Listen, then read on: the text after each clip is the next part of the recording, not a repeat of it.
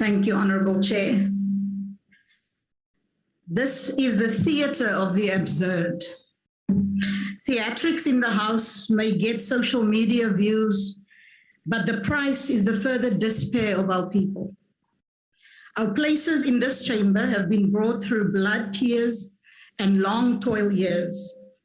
The ACDP believes and stands on this, that we are in Parliament to serve the people of this nation in a way that honors the price paid for our seats. As public representatives, we have a constitutional duty to provide oversight and represent the interests of our communities.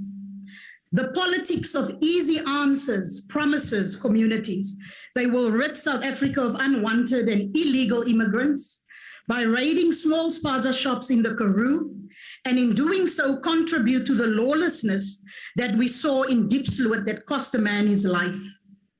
The politics of convenience and privilege in the Western Cape and the issues of corruption in the governing party at a national level has led to the place where civil servants can easily ignore the constitutional mandate of Parliament and the voices of the people they are employed to serve.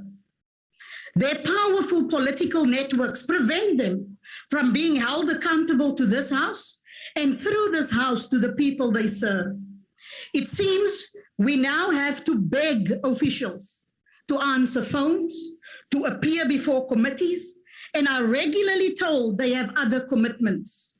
Then there are those outside the circles of the governing party who would rather see less done for our people than do all we can to ensure our communities are empowered to drive change.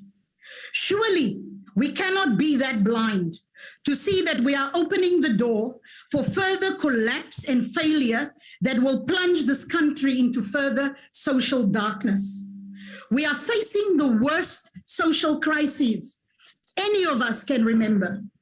In August 2019, a beautiful young woman entered a post office, and in broad daylight, Uyinene lost her life in the most horrific manner imaginable. Both Uyinene and Jessie Hess, who died in the same month, are in many ways representative of the dreams of our young democracy. The dream is dying as young lives are lost on the flats. A body count that resembles a war zone. It goes on unabated in our country. It seems there is no balm in Gilead. Last week, a woman was murdered brutally. Her infant was left on top of her corpse, alive. We are staring into the abyss. Transformation in how we do politics is now a national imperative.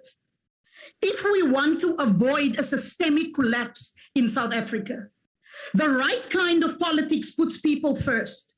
We are not doing so, shamefully.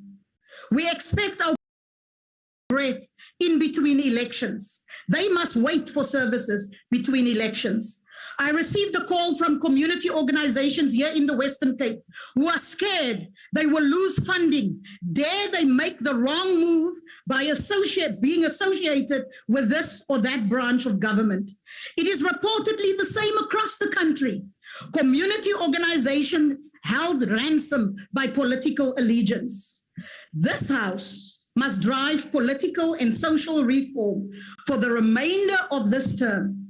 We must drive it by giving power to our communities and take serious the oaths we made before God and man. Or we will go down in history as the Parliament that put on a show while hunger, poverty, lawlessness, and violence are standing at the gate. I thank you.